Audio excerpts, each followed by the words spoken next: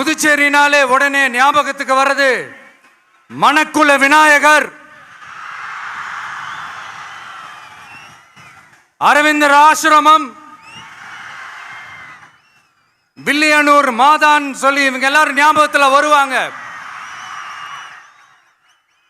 அது மட்டும் இல்ல, மகாகவி பாரதியார் அவர்கள் இருந்த மண், பாவேந்தர் பாரதிதாசன் அவர்கள் பிறந்த மண். அது மாதிரி இன்னும் சிறப்புகளை அடுக்கிக்கிட்டே போலாம். ஆனா அரசியல்னு வந்துட்டா ஒரு முக்கியமான விஷயத்தை பத்தி நம்ம சொல்லியே ஆகணும்.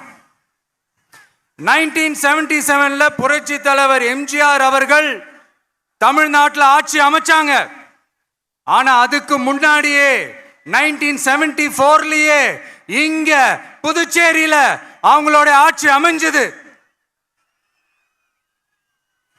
அதனாலதான் அப்பவே சொன்னாங்க, நமக்காக வந்தவர் எம்ஜிஆர், அவரை தமிழ்நாட்டில் மிஸ் பண்ணிடாதீங்கன்னு நமக்கு அலர்ட் பண்ணதே புதுச்சேரி தான். அப்படிப்பட்ட புதுச்சேரியை நம்மளால மறக்க முடியுமா?